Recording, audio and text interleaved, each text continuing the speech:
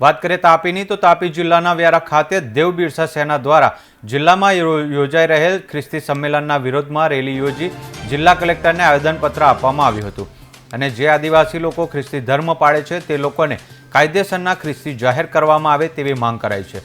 સાથે જિલ્લામાં ખ્રિસ્તી સંમેલન કરનાર વ્યક્તિ પોતે ખ્રિસ્તી છે કે નહીં તેની ખરાઈ કરી કાર્યક્રમની પરવાનગી આપવામાં આવે તેવી પણ માંગ કરવામાં આવી છે। હું અરવિંદ વસાવા, દેવ બિરસા સેના અધ્યક્ષ। આજે અમે 26/11/2024 ના રોજ આદિવાસી વિસ્તારમાં જે ખ્રિસ્તી ધર્મના લોકો દ્વારા 6 જગ્યાએ કાર્યક્રમ મોટા થવાના છે એના વિરુદ્ધમાં આવેદનપત્ર આપવા માટે આવ્યા છે। અમે કાયમ કલેક્ટર સાહેબને આવેદનપત્ર આપીએ છીએ અને કાયમ કહીએ છીએ કે અમે આદિવાસી છે, અમે પ્રકૃતિ પૂજક છે, અમે દેવોને પૂંજવા વાળા છે। અમે બા દેવ હોય, હિમારીઓ દેવ હોય, ખડી દેવ હોય, નંદરવો દેવ હોય, માટનીઓ દેવ હોય, ગમણ દેવ હોય, મોટી ઉજમણી દેવ હોય, હોળી દેવ હોય, દિવાળી દેવ હોય, એ બધા પૂંજવા વાળા આદિવાસી છે, પૂંજ મૂકીને ખાવા વાળા આદિવાસી છે।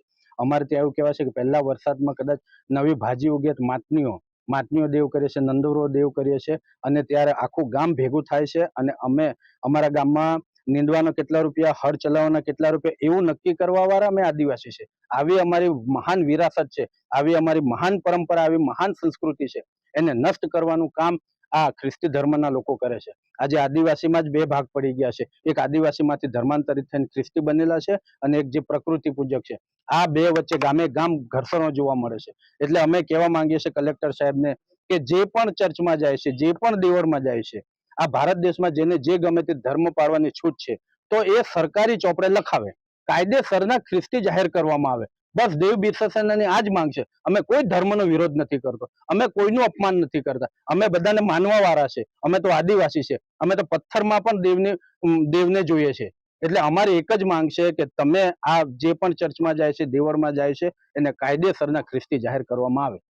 આજે તારીખ 26/11/2024 ના રોજ દેવ બિરસા સેના દ્વારા આવેદન પત્ર આપવામાં આવ્યું।